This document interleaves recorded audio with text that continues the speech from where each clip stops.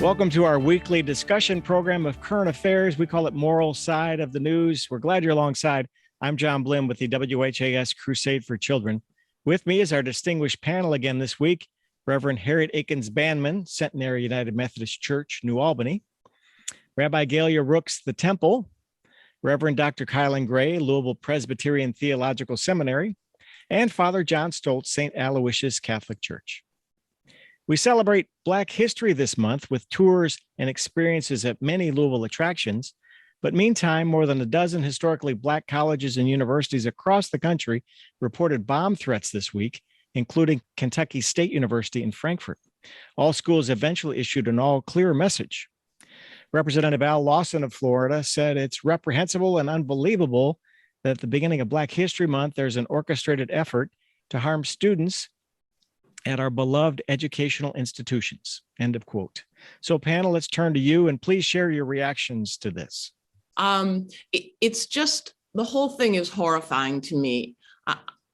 Some people are being a little dismissive, well, they were just bomb threats, there were no real bombs, but I don't think they take into account several factors, the greatest of which is it is very psychologically traumatizing to feel that your institution of higher learning is not a safe place. And the threat in and of itself does so much damage. I mean, obviously, if there were bombs and lives lost, that would be more horrific, but it is still so painful, and it changes things in a way that I worry can't be unchanged. When they tell students and faculty and staff to shelter in place, and you're hiding and worrying and wondering.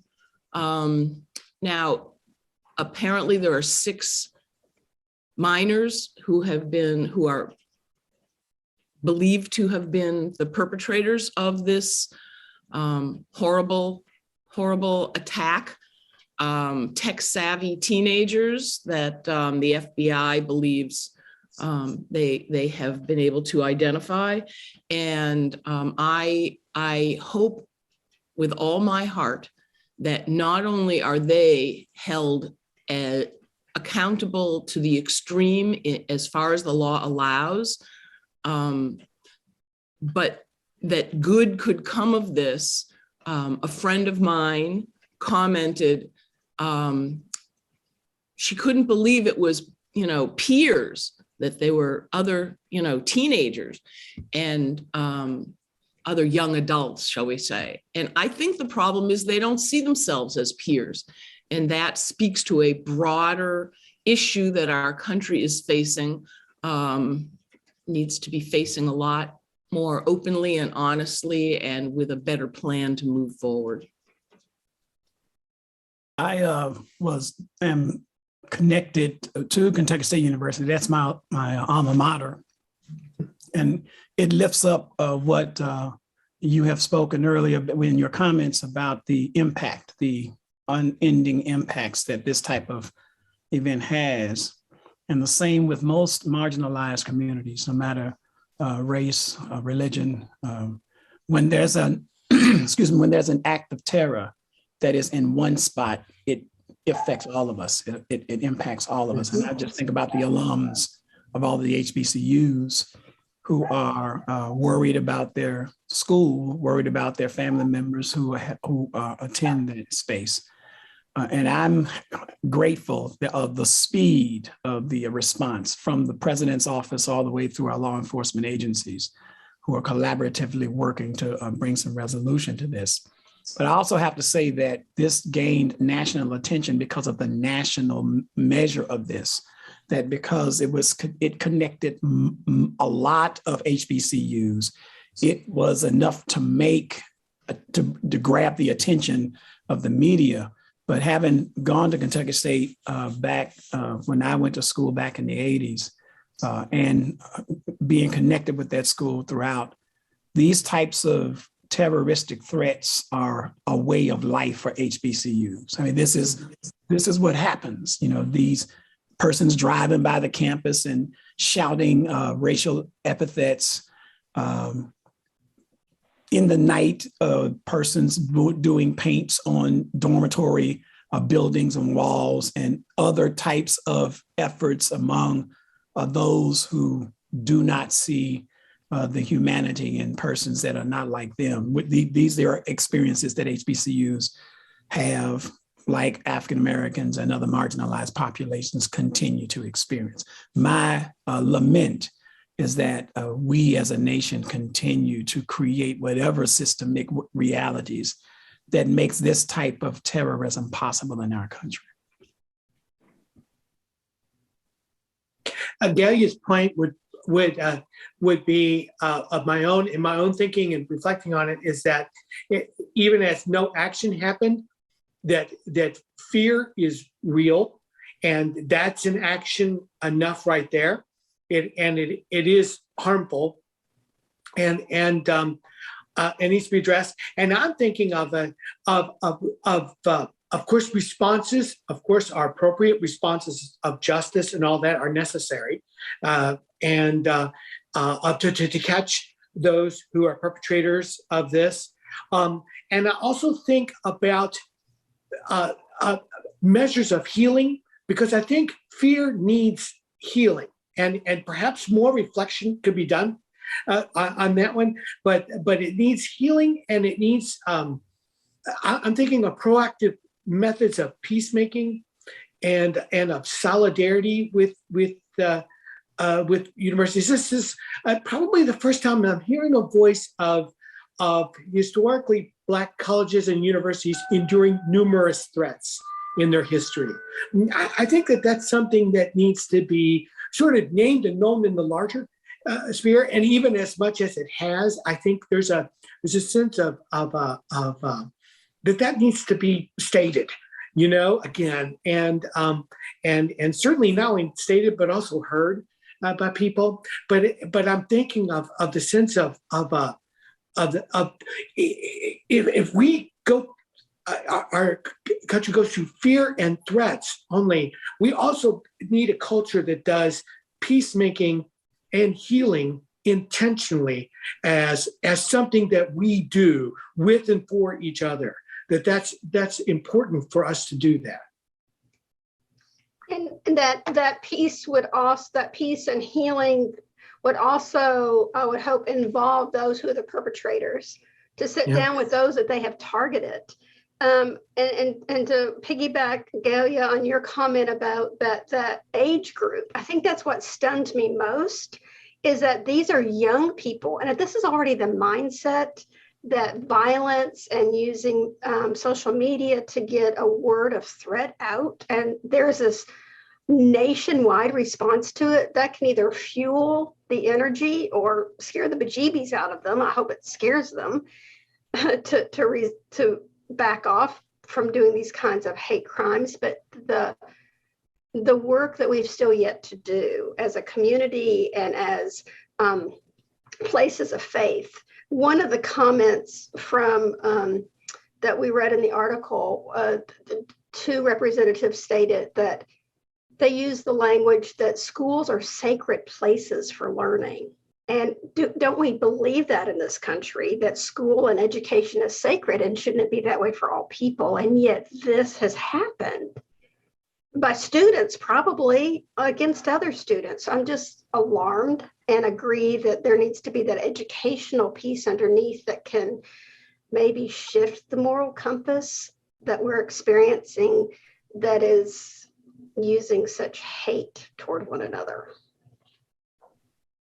Well, it's not surprising in the environment in which we're living, with people attacking the teaching of reality, history as it really happened, attacking critical race theory and not. I saw a meme that had a picture of a little girl going up the stairs to a school at the beginning of segregation, and it said, if she's brave enough to live through it, we can be brave enough to teach it and learn it. And that just really struck me. Changing history, revising history, or sweeping it under the carpet and pretending it didn't happen is I think, was it Santayana who said those who don't learn from history are doomed to repeat it, and we're not going to learn from it if we don't teach it.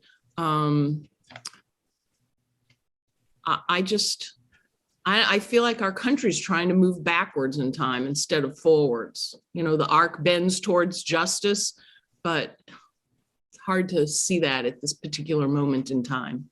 Well, I really like the idea of the efforts for peacemaking and engaging. We do know that historically, nonviolent peacemaking efforts and nonviolent protest is still the number one influential culture-changing effort of history. We know that that is the case.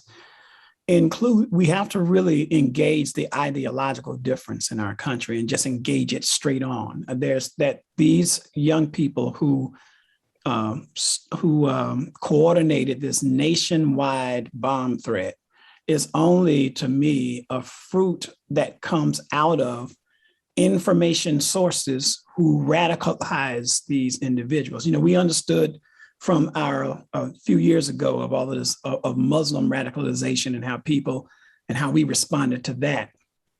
We're going through a nationalist radicalization in our country that needs to be confronted, because this type of ideology is fueled out by information sources, both from social media and from quote unquote news spaces who are influencing the way people think about social realities in our country. And one of the realities that we know about in many southern spaces, in many rural spaces, the only source of news is Fox News and Newsmax, that they work to completely cut off any other type of perspective of reality. There are communities where every store you go to, every restaurant you go to, what's on television is Fox News. And so there is a view of life and a view of people and a view of politics that's only just one view. There is no countervailing views that's being presented to the community. And this is an example of how our efforts of peacemaking have to engage the ideological space where we counter with truth and virtue that's based on all of our respective religious spaces, virtues that counter this type of human hatred that we see going out among these news sources. Kilen, I have a follow-up question with you. This organized effort for the bomb threats, you almost act like maybe you're not surprised this happened based on your experience. Well, the history of marginalized persons in our country have included that, from African Americans to women to LGBTQIA community to various different religious minorities. Somehow we have this continuous Native Americans, Asian American hatred that we see across the board. We see persons who utilize terror as in their sense of blaming these different populations for economic challenge. And so, yes, I'm not surprised by it. I'm not surprised by it from the bombing of the 16th, the church in Birmingham, in Alabama back in the 60s, to continuous narratives and experiences of terror, social terror. It's a part of the national narrative. That's part of the national narrative that many people in Texas and in other places are trying to wipe out now. But it is the continuing reality of what it means to live in this country. It's a painful part of our history, but it is, as we see, a continuous reality of our history. So yeah, no, I'm not surprised at all. It's been what African Americans in particular, and Jewish Americans and Asian Americans and persons of sexual variety have experienced on a continual basis. No, I'm not surprised. All right, panel, this is a moral side of the news, and we're about halfway through, so we'll move on to our second topic today. What has long been debated will become reality this fall when armed police officers will be on the payroll and in the halls of Jefferson County Public Schools. The 7-member Jefferson County School Board voted unanimously to approve $7.2 million for the change, with hope it will address community violence as well. So turning to our panel, moral side of the news, what grade do you give this decision? I don't know that I can answer that question. But what I found so interesting is how this story really is one of the threads in the narrative of the story we just had. If we are having to have armed officers and unarmed security help in sacred places of learning, then gosh, that isn't that frightening, because that means that those places are already unsafe at a much younger age for a much younger population. And then we see this story of young people attacking places of higher education. And my goodness, these stories happen so close to one another. And so what is that saying to us about this drastic need for that peacemaking piece, not only nationally, but within the narrative of our own communities? And then, as was spoken earlier, how do we take that to those places where the narrative is so strictly heard from one voice? What is our responsibility as those who want to make and be part of right moral decision? That's where I'm wrestling. And John, I'm thinking that is maybe an outcomes-based question. And that is that having armed police officers could be a force for good. It could also be potential for things that are troubling, that I hope doesn't happen. One of the things I think of is where the outcome could happen is that if there are police officers there, I would want to know, because of that, do students feel safer that they're there? And again, that sense of safety within that is, I think that's really important. Do they feel protected, when they're there? An outcome I think we would want to avoid is something which I think may be built into the resolution around this, is to prevent, say, the arrest of students or the beginning of a sense of sending them up a pipeline of say, to jails and prisons and other things like that, where this is the beginning of that.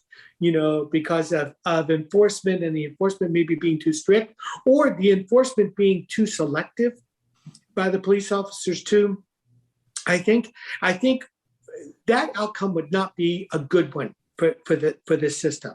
So I would want it to be where students and the whole place has a sense of safety, and that there's also some good modeling of justice and civic participation that comes from that, in the sense of the ideals of community-oriented policing, where the police officer knows the people that they're serving, and there's this sense of knowledge of them where they know one another. To me, that can bring about a lot of good, in a community.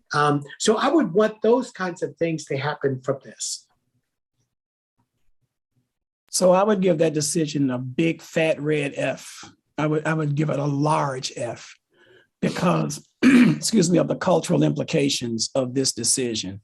For African Americans, this is the similar response of a nation toward violence that the nation tends to blame African Americans for. And we're just coming out of a racial summer in Louisville, where policing was a big issue around African Americans, about African American spaces being over-policed. Now you have this, what I would say is a seasonal uptick of gun presence in public schools. And the response, which is a knee-jerk reaction, is a response to try to bring safety with the assumption that the presence of guns guarantees safety, which I totally disagree with. It is not a guarantee, but what is a higher probability is that Black and brown students become the negative brunt of the presence of law enforcement in these schools. And so I'm very concerned about that decision. I totally disagree with the decision. I think that we completely X out possibilities of other ways of responding to what's happening within the schools with the increased violence. You know, we make this decision as if COVID is not a reality and that COVID is not impacting our sense of resilience and patience. Across the board, this is coming to pass, and that is evidenced by the crime rates that's going up across the country, not only just in New York, not only just in Louisville, but everywhere where there's just, and add to that, this craziness of a presidential term that we just come out of from 2016 to 2020, where people have been emboldened to be more meaner, more aggressive toward one another, where we can stop each other and stop lights and go and just approach people's cars with impunity, where there's persons that are being shot while they're driving on the Waterson. We tend to respond with knee-jerk reactions whenever something comes up and don't want to take the time to really think as a community about systemic responses. My belief is you have violence and high drug addiction and all kinds of vices that are going on because of poverty. We don't want to deal with the root cause of what creates these social issues that we tend to want to blame groups of people for. And what is impacting everybody, no matter if you're a 2%er or if you're in the 2% or the 99%, is that there's poverty that's completely is the ground of all of the different things that create. I don't like the decision. I have no hope that this is going to work for JCPS, and especially for students of color. Well, I don't like the decision either. I've spoken out many times on this show, so people probably are not surprised, but I just don't have any indication of where more guns create less violence. Adding more weapons into a system, I don't know, it just doesn't seem right. I appreciate that the JCPS school board and Marty Polio are trying to address the issue. I can think of so many better ways to use that money that they're allocating. I think that more social workers and school psychologists, I think that more trained people who can have organized meetings and discussions and teaching conflict resolution.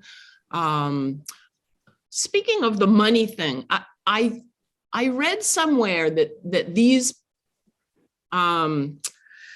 safety officers or whatever, that they're not necessarily police officers, but they're calling them safety officers, and their salary is a little bit more than Louisville Metro Police. I mean, not a huge amount more, but it seems to me that if someone is a professionally trained police officer serving a very dangerous position in our community, and they just went through the whole negotiating and got their contracts so that they are being paid more, but this is going to come in and even pay more than a police officer. That just, I don't know, raised a flag in my head. But as I say, it's because I can see such better ways to use that money to address the root problems, as you, Kilen, were referring to, that we have to deal with poverty and break the cycles. So yeah, I don't like that decision at all. Harriet, how about your thoughts on this? I agree that the gun presence in schools is very alarming. That not only that we have students coming in with guns at all ages, but also that we're going to have trained officers come in with guns. It reminds me of the idea of the old beat. The policeman would walk, or policewoman would walk the beat and get to know the community and get to know those that were involved and kind of have a sense of where trouble might brew or who might be good resources to help diffuse that. So I see that as a positive, but without the guns. Let there be somebody there that becomes that safe space for a student, but without a weapon, because doesn't that isn't it a paradox or an oxymoron? We're saying don't have guns, Right. but we're going to have sheriffs in town in the hallways to protect you. It doesn't make a lot of sense to me, and I wonder what impact that has on students. It's disturbing. All right, panel, let's end on a up note here, if you will. Earlier this week, the groundhog, Punxsutawney Phil, made it official. We're going to have 6 more weeks of winter. That's according to that famous groundhog. So panel, brace yourselves. Do you believe the groundhog? And do you have any advice on how to embrace for more wintry weather? Who would like to just share a few minutes? Buy a sled and have some fun. I like A good that. book and some hot chocolate. Yeah, I definitely like that one. Multiple books, hot chocolate, family gatherings, good spiritual practices. That'll be good. I don't eat out in restaurants or gather with people indoors. So I just hope it's not true, because I miss being with people, even if it's only outdoors. So I just hope it's not true. And John, how about A you? lot of stress. I'm looking forward to some warmer days in summer where we can gather outside and have some fun in that way.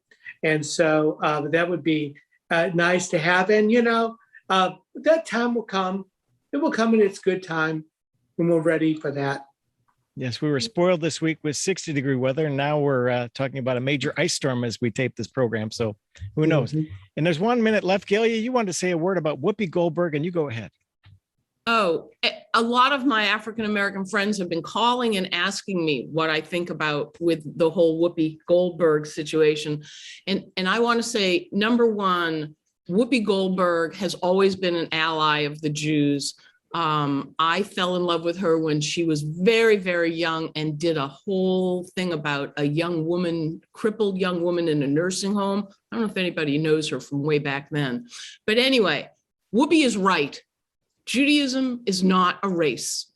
It's much more than a religion, but it's not a race. I mean, there are Black Jews in Ethiopia that have been there for, 1,000 years. There are Chinese Jews in Kaifeng. There are plus, as much as I try to be supportive and an ally of my Black brothers and sisters, I can't decide to become Black. Race is not something you can change. Whereas if you want to be Jewish, talk to me. Okay, I've got to wrap you up on that note, and thank you for Can't change your race. bringing that up and asking to talk about that. Thank you, panel.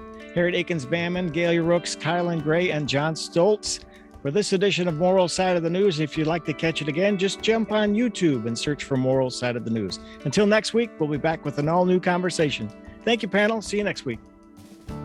The 69th annual WHAS Crusade for Children is set for June 4th and 5th. Just go to whascrusade.org and see all the ways you can make a donation to the Crusade for Children and make a secure donation online. That's at whascrusade.org.